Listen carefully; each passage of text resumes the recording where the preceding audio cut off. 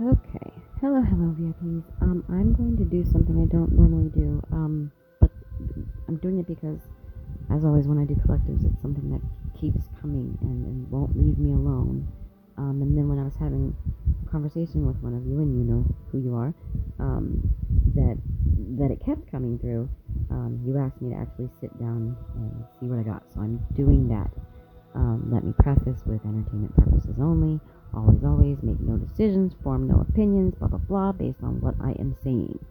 I am saying what I hear and what I see. I could misread. I could, take it with a grain of salt. Okay. I don't want to get into any political battles. It's just the messages I'm getting. Okay. Okay. Here we go.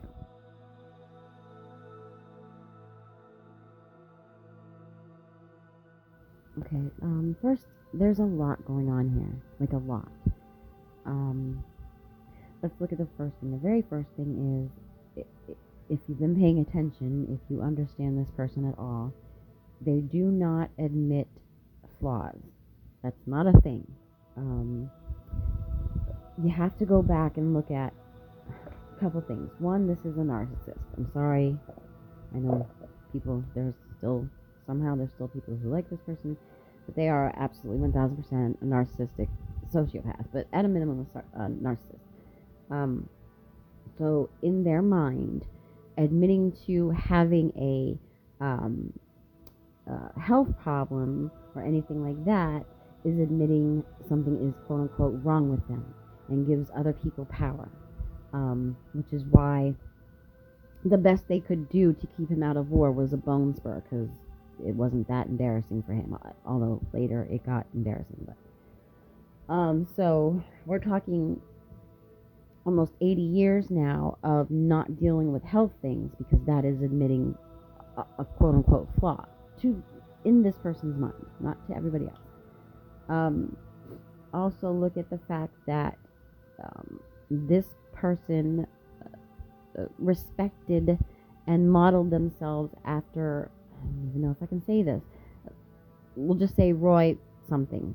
If you know, you know.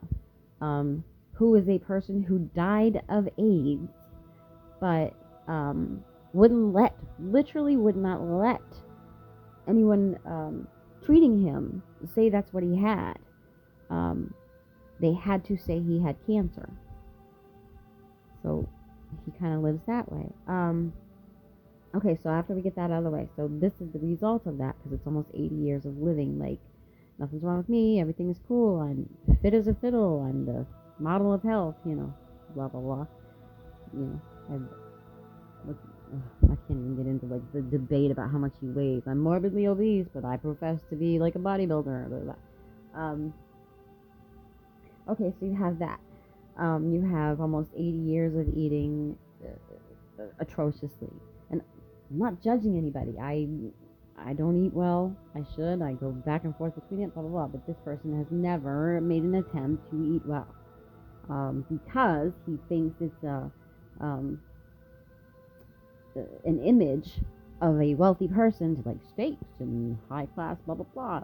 I don't know what the McDonald's thing is about, whatever. Hasn't eaten well, hasn't ever taken care of things. Okay, then. So one of the things I'm getting is there is first a STD, STIs, I think they call them now, that never got taken care of. Again, pride and whatever. This thing has gone on for a very, very long time, and as it progresses, it affects the brain, it affects the heart, it affects organs, blah, blah, blah. That's not the main thing. This is what I'm saying. There's several things going on. And now it's been however long, 40, 30, 40, 50 years, who knows, of untreated. This is not your ideal patient. They will fight you on everything. They will not do what's recommended. You give them prescriptions and they don't take them as they're supposed to. I mean, unless they, get them high in some way. So that adds into it as well. Okay, the other thing is I kept getting blood and heart, blood and heart, blood and heart, blood stopping. So I'm thinking like blood clots or like something. And something with the right side of the heart.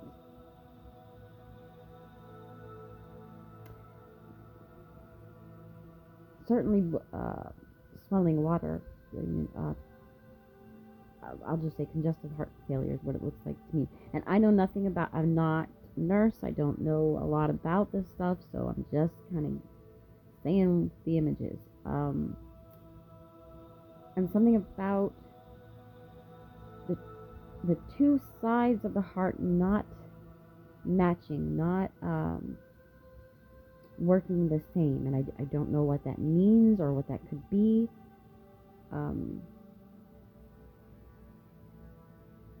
And blood not moving the way it should. Okay, so then they take me to another scene, and it's like, I don't know when this was or will be, but there's like a time period, and this could be like this past week, because I know there's been some stuff online about like, we haven't seen him since blah blah blah, where he kind of dips out for a few days because everything is so bad he literally has to meet with doctors, and like a team of doctors. I see a team of doctors. They want to do tests and they want to blah blah blah, but he's so out of shape and in such bad health, they can't do the test the way they normally do. Like, I don't know if you've ever had to have a stress test where like they put the things on you and you kind of have to walk and then jog, and then he couldn't do it because he's so out of shape and in bad health. So there's some other way they do that. It's like a stress test. I don't know that it was a stress test. I only know stress tests from like my own experience, seeing other people do it, and I've had to do it once. I don't know what else they can do that way, where you have to get on the treadmill. I don't know what other tests those are, so I'm just assuming it's a stress test. Maybe it wasn't, but he couldn't do it that way. So there's like another way to do it, like using medication or something. There's another way to, I gotta skip back. I just got corrected. The reason they were doing some kind of stress test, there's something they want to do about the heart and the blood. Some kind of surgery or some kind of, I don't know, a corrective thing we can put in the body, or I don't know, something. But we have to see if you're healthy. And I mean, this is an unhealthy person, an elderly person. So we want to make sure you survive the surgery or the procedure or whatever it is. So this is why they're all like meeting, like, what's the best thing we can do? This is the best thing we can do. Will you survive this process? And so it was like again, I think it's a stress test or something to see that you'll survive, like being put under or like being, opened up or whatever. And they couldn't do it the normal way.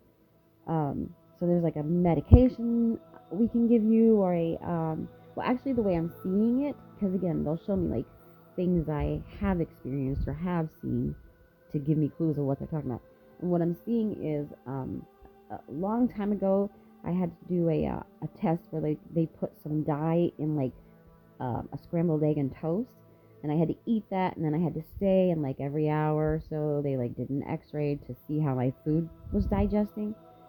It wasn't that test though, but like something like that, where it's like we give you this thing and then we monitor like that. But it didn't go well. It didn't go well, because I keep seeing like he's kind of flipping out. He feels something, or he can't breathe, or like he feels a pain, or like, I don't know, something. And then there's like another medication we give, or like a shot or something, to counteract the first thing we gave you. Does that make sense? Like, we're already aware this can happen, whatever this was, this pain or this not breathing or something. So like the medicine we give for this test, we also have one on hand to counteract it should something go wrong. And it did go wrong. So he cannot survive whatever operation or procedure they want to do for him. And I kind of think the swelling that people see is heart problems. Again, I feel like it's like congestive heart failure. And the bruising and the stuff, I think there's been like IVs, and this is what I see. Entertainment purpose only. I can absolutely misread things. I don't know a lot about healthcare. this is, like I said, they show me like things I do know about to try to get me to understand the things I don't know about. And this is what I'm seeing. So, yes, I do think it's a big problem. I think people are, I think a bigger part of the problem also is, again, this person is not a good patient. They're not going to do what they're told. If we say, look, your days are numbered, stop eating cheeseburgers from McDonald's, he's not going to do that. If we say, you've got to,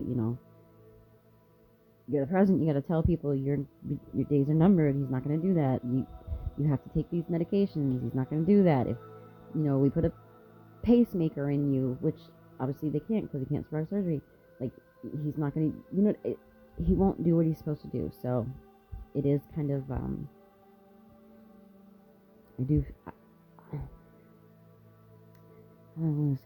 feel it's not good. Depending on how you look at it, it's not good for him. As I'm saying that, there's also something about, I'm angry at someone in my family and I'm changing my will. So, because if I'm really gonna go, to hell with you, and you're getting nothing, you're getting screwed. So one of the kids may get screwed. I don't know. There it is. That's what I got. I don't like doing this, but I'm doing it. So, send in positive energy away.